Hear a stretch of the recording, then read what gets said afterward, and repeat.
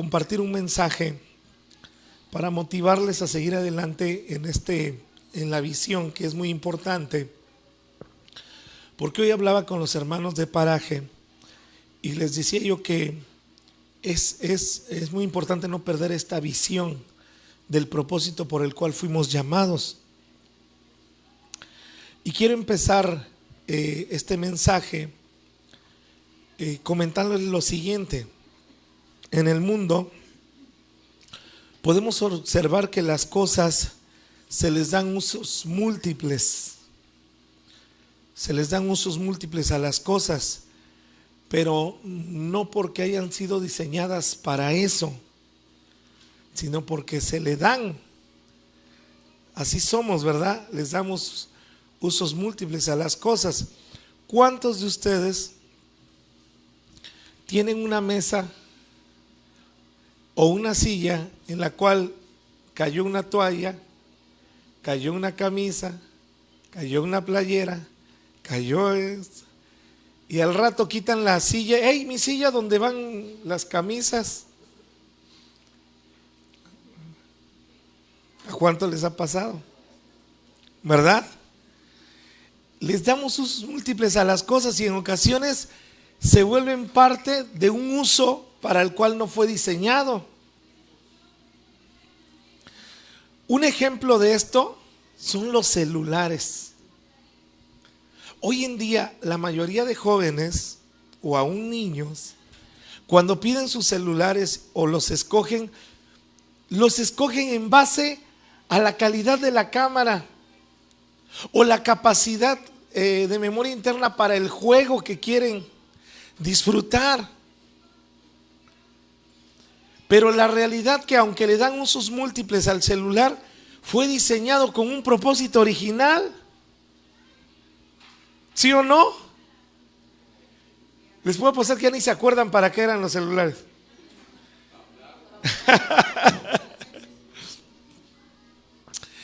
He visto jovencitas, en serio,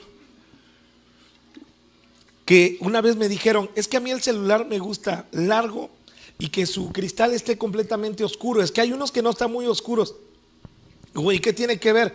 Es que para pintarse, para poder verse bien en la imagen, dicen.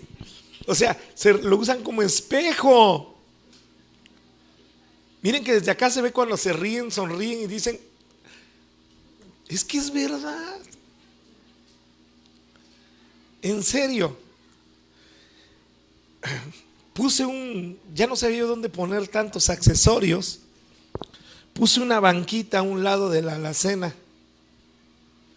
Dije: aquí la voy a poner tantito para que no estorbe. Cuando me di cuenta ya tenía trastes y un garrafón. Bueno, dije: bueno, ahí no estorban, ahí que quede. Pero cuando se requirió poner más bancas acá, la quitamos. Que me echan bronca. ¿Dónde está mi banca para el garrafón? Tuve que conseguir otra banca para el garrafón. Y acá tenemos un mueble donde va el garrafón, ¿no?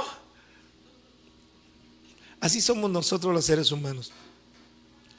Les damos usos múltiples a las cosas, pero llega el momento que se pierde el propósito original por el cual fueron diseñadas.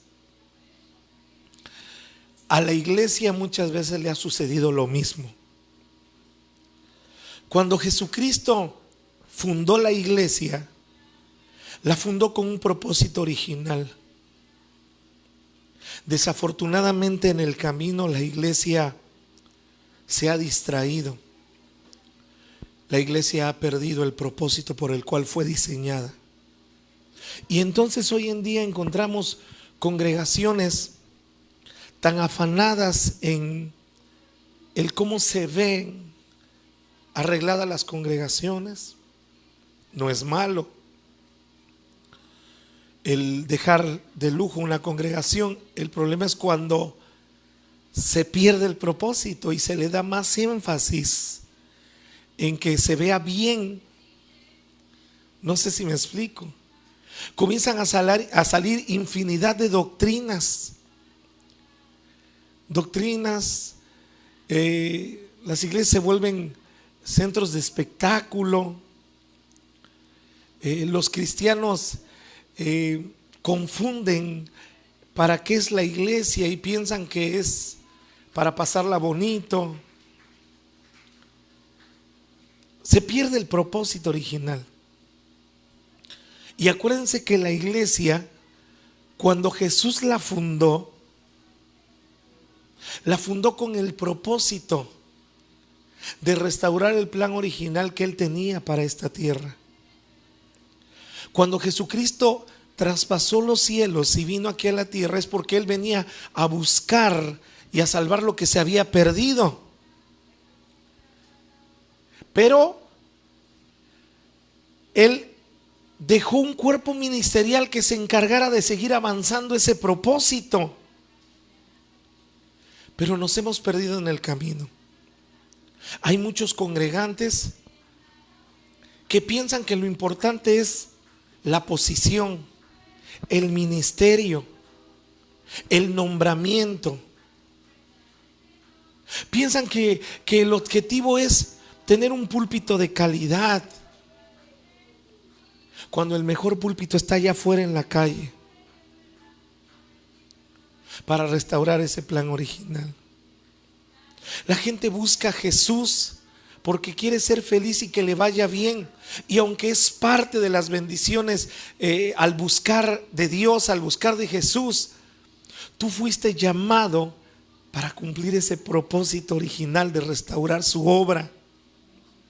El que tú encuentres la felicidad, el que cambies, el que prosperes es bueno, pero no es para que te quedes con esa bendición y ya,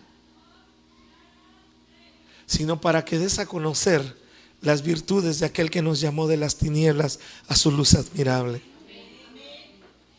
En el libro de Efesios capítulo 1 versículo 3 encontramos este propósito de una manera completamente diáfana, clara, muy explícita.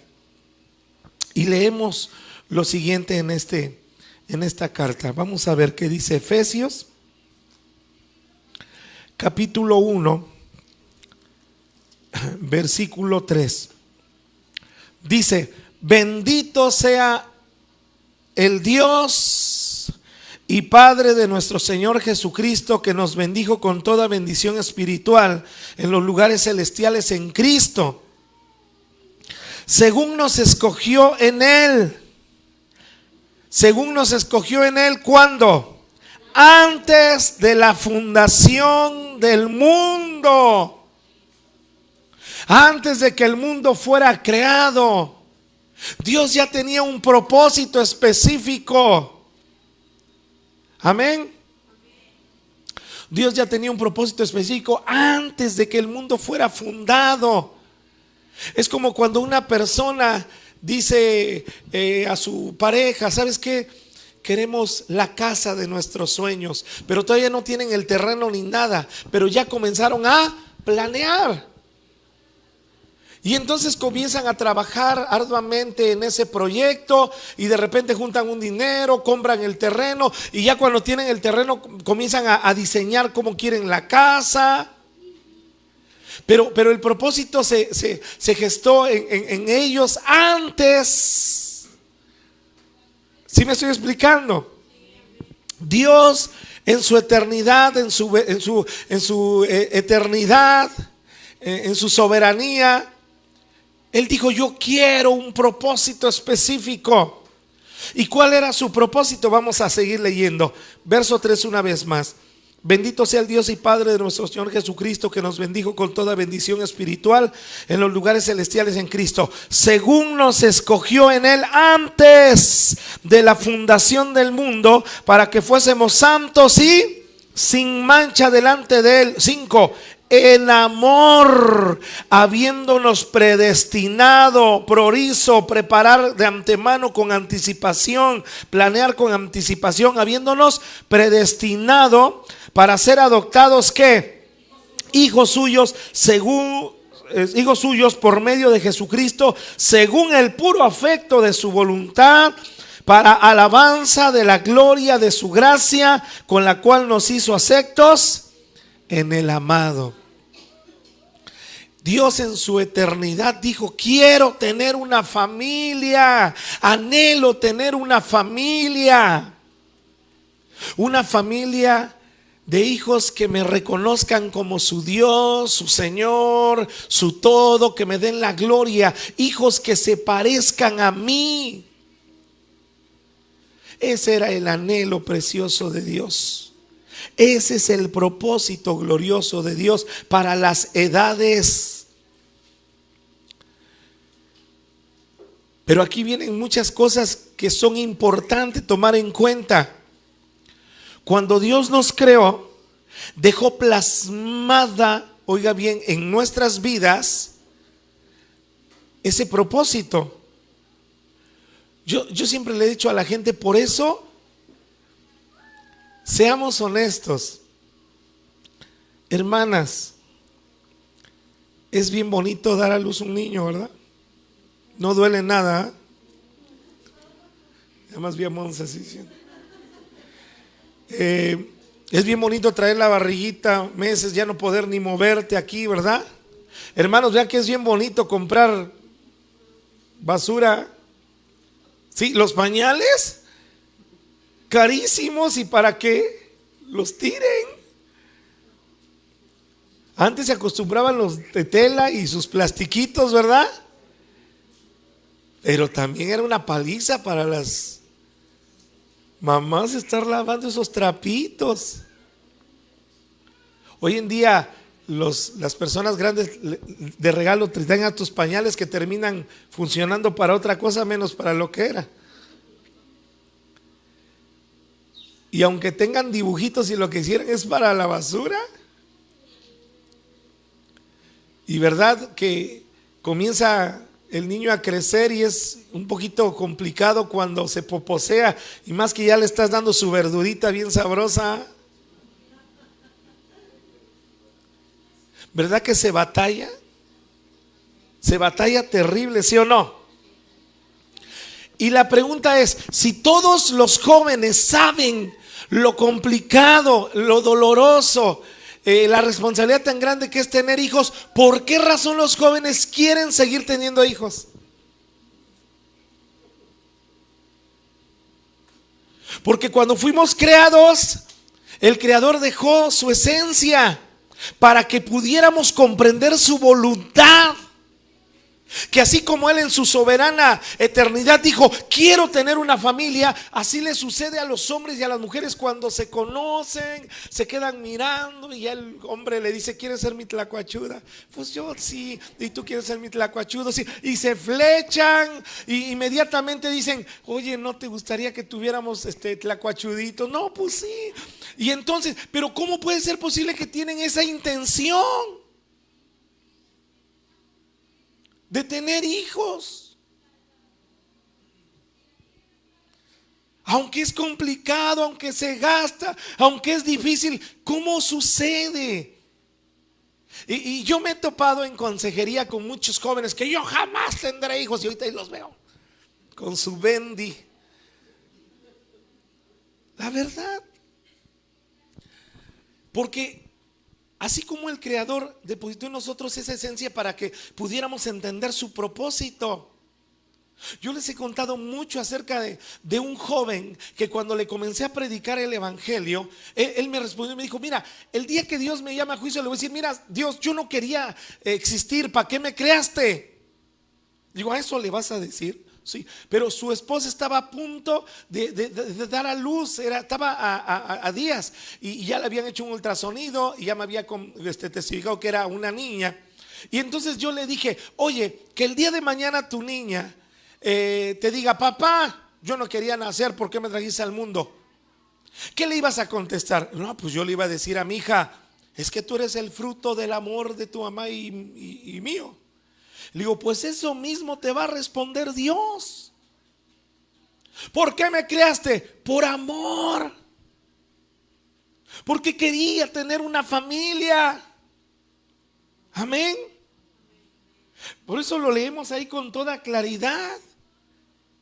Él planeó con anticipación para adoptarnos hijos suyos.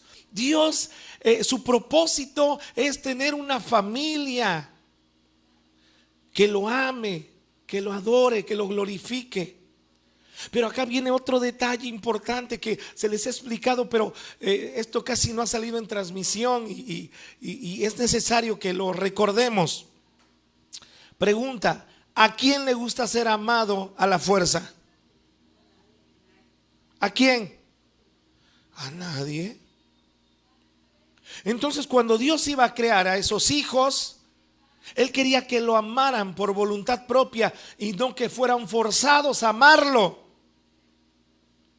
Por eso tuvo que crear a esos hijos a su imagen y semejanza, con el libre albedrío, con la capacidad de decidir en amar o rechazar. El grande detalle es que cuando tú le pones a una persona el libre albedrío, la posibilidad de elegir, hay un riesgo. El riesgo es que te puede amar o te puede rechazar.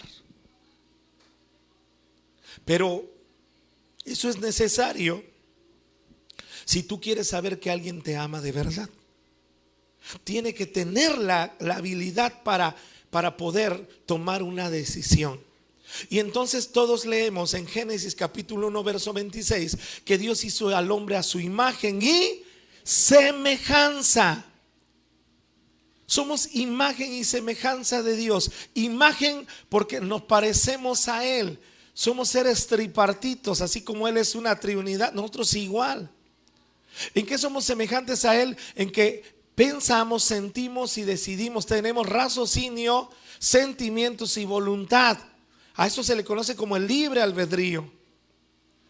Y entonces Dios nos hizo así con libre albedrío para que cuando conociéramos que Él nos creó, nos dio la oportunidad de existir, nosotros volteáramos a Él en agradecimiento y decirle: gracias por existir. Gracias, Señor, por darnos la oportunidad de existir. Ese era el propósito. Desafortunadamente, todos conocemos la historia, que el ser humano decidió hacerle caso a una voz extraña y en su corazón quiso ser como Dios. Y entonces el plan original de Dios de tener una familia se vio saboteado. Y pareciera ser que había un grande problema, porque cuando Dios creó al ser humano, también le enseñó que seguirlo era tener vida, pero darle la espalda a Dios era prácticamente pagar las consecuencias de ese alejarse de Dios. A eso se le llamó pecado. ¿Por qué pecado? Porque la palabra pecado en la Biblia es la palabra amartía, en el griego hatad, en hebreo, que significa sentido contrario. Esa palabra la usaban cuando los flecheros tiraban su flecha hacia esos blancos. Ven que están negro, blanco, que son tiros. Cuando un flechero tiraba la flecha y la flecha se iba en sentido contrario, decían amartía, va a un lado del objetivo, del blanco. Entonces, cuando una persona está en pecado, Dios está allá y la persona camina para acá, para acá, para acá, para acá, menos para allá, para donde está Dios. Entonces el ser humano decidió darle la espalda a Dios y el ser humano cayó bajo pecado.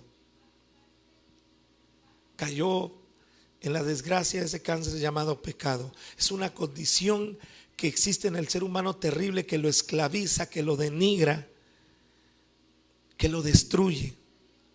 Porque el pecado lo único que produce es muerte. De verdad.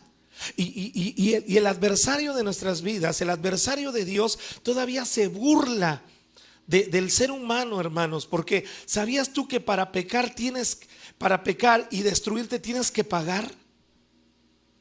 ¿Sí o no?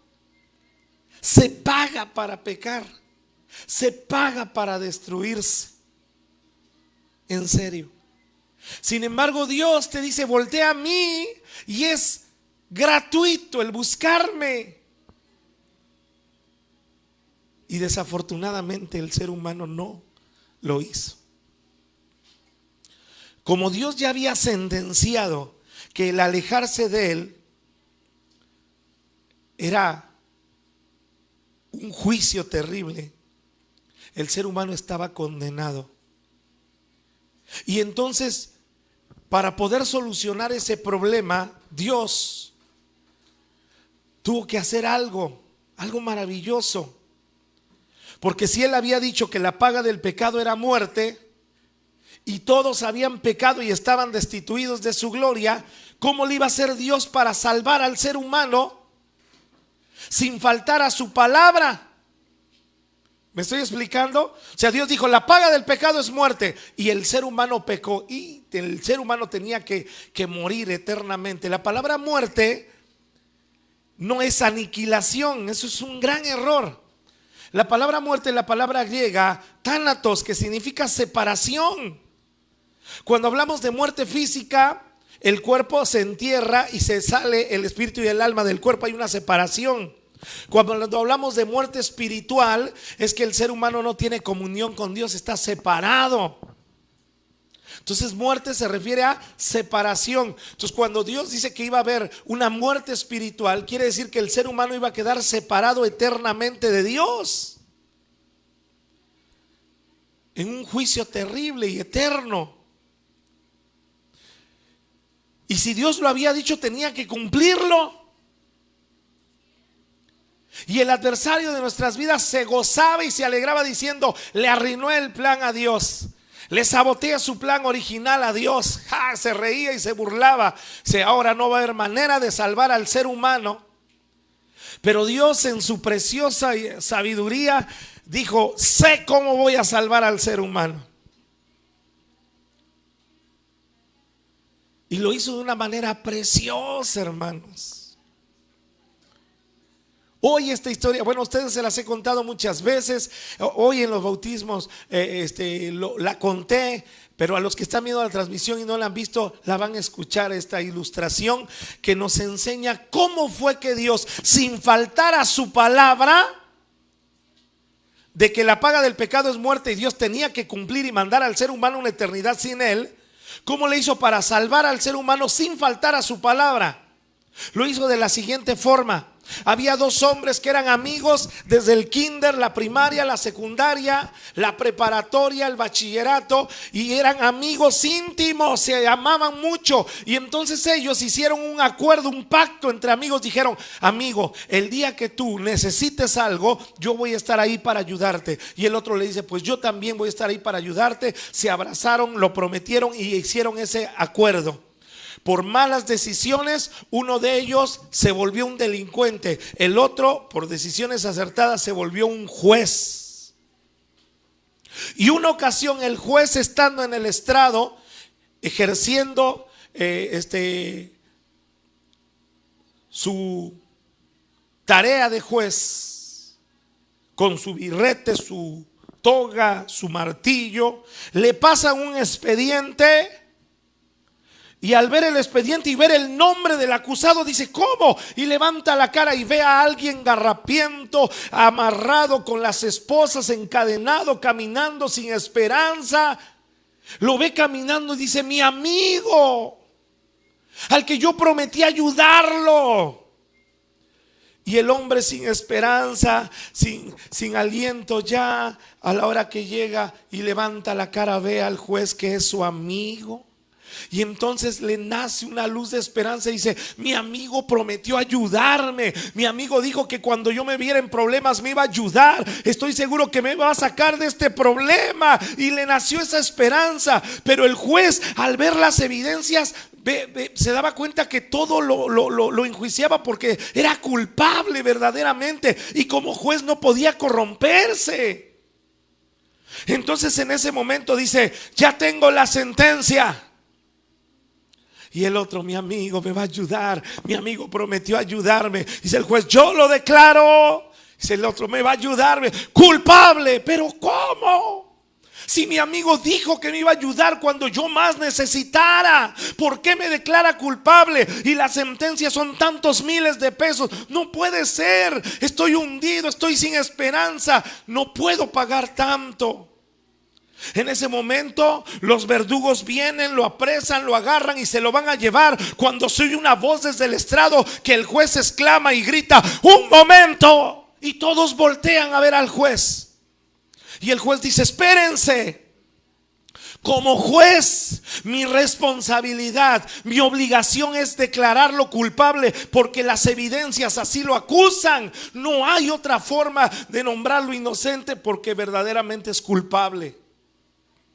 Y como juez lo declaro culpable. Pero espérense, espérense, no se lo lleven. Y en ese momento el juez se quita el traje de juez, la toga, el birrete, el martillo, se baja del estrado y va hasta donde su amigo y lo abraza y le dice: como juez, yo te declaro culpable porque te lo mereces, pero como tu amigo me bajo del estrado de juez y mira, yo voy a pagar tu deuda para que tú salgas libre.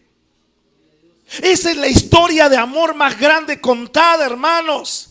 Y esa historia es la misma del Dios del cielo. En Filipenses capítulo 2 versículo 5, la Biblia dice: haya pues en vosotros este sentir que hubo en Cristo Jesús, el cual siendo Dios no estimó el ser igual a Dios como cosa que aferrase, sino que se despojó de sí mismo, tomando forma de hombre y condición de siervo, haciéndose obediente hasta la muerte y muerte de cruz. Dios desde los cielos dijo: la paga del pecado es muerte. Todos los que han pecado están destituidos de mi gloria. Se van a ir una eternidad, a un sufrimiento eterno, porque son culpables. El verdugo llamado Satanás, el diablo, se alegró, celebró y dice: me voy a llevar al ser humano a la perdición eterna. Pero desde los cielos se oyó una voz poderosa, una voz que decía: un momento, yo como Dios lo declaro culpable,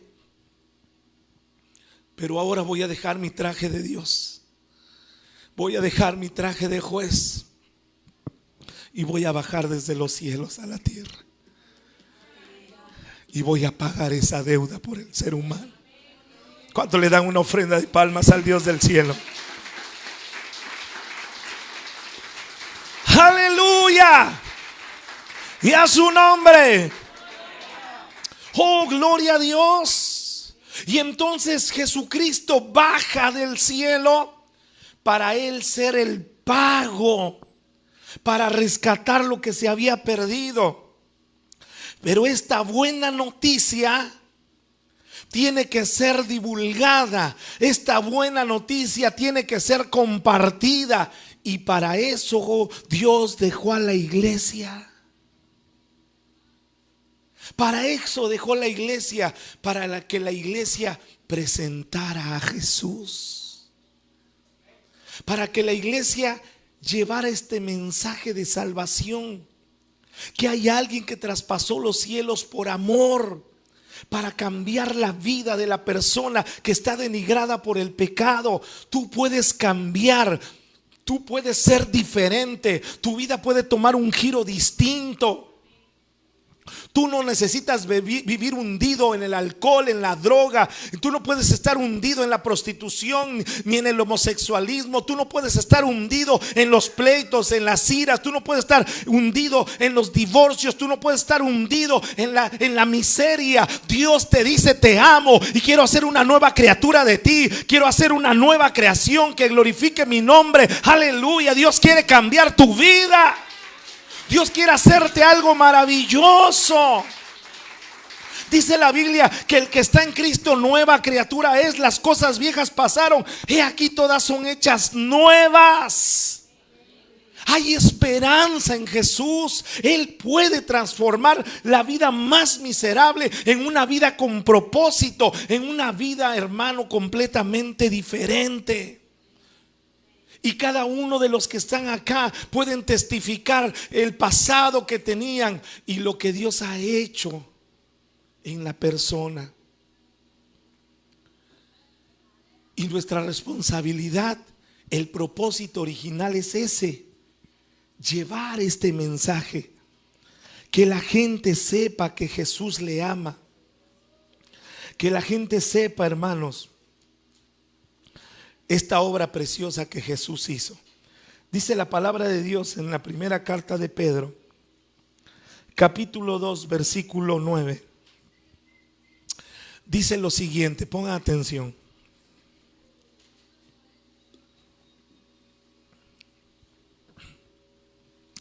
Dice: mas vosotros sois linaje escogido, real sacerdocio, nación santa, pueblo adquirido por Dios. Fíjate bien lo que somos. Antes éramos unos conflictivos, antes éramos unos fracasados, antes éramos unos prepotentes, antes vivíamos sin esperanza, sin Dios en este mundo. Pero dice la Biblia: ahora en Cristo eres linaje escogido, real sacerdocio, nación santa, pueblo adquirido por Dios. Ahora, eres todo eso para algo. ¿Para qué? ¿Para qué?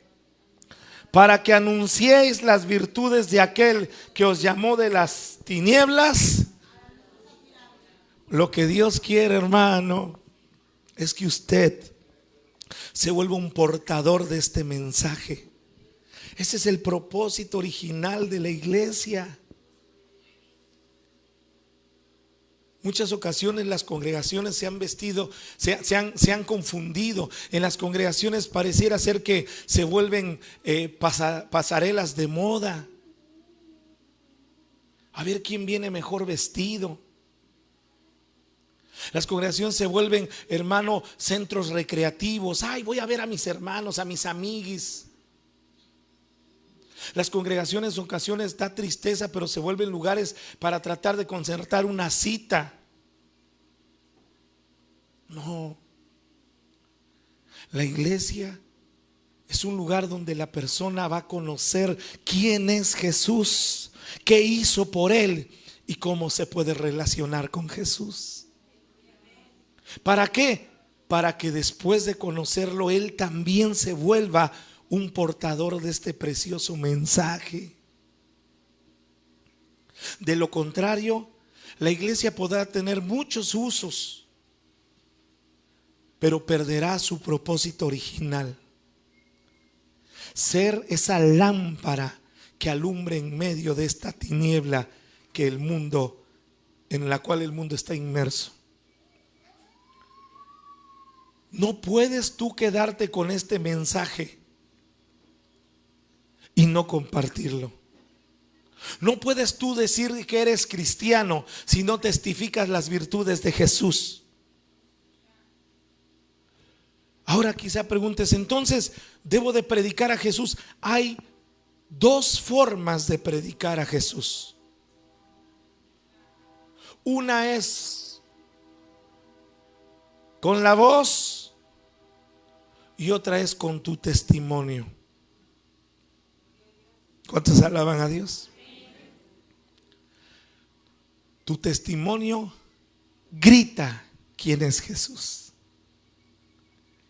La gente puede ver en ti ese cambio y te puede decir: yo quiero eso que tú tienes.